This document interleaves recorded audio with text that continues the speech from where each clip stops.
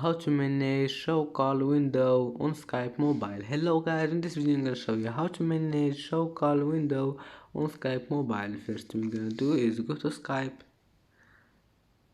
and then click on your profile here and then click settings, calling, and now all you need to do is just find this one here, show call window in Skype is in the background.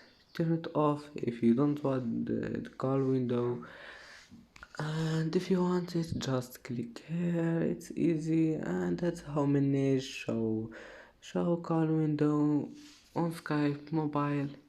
And that's it for today's video.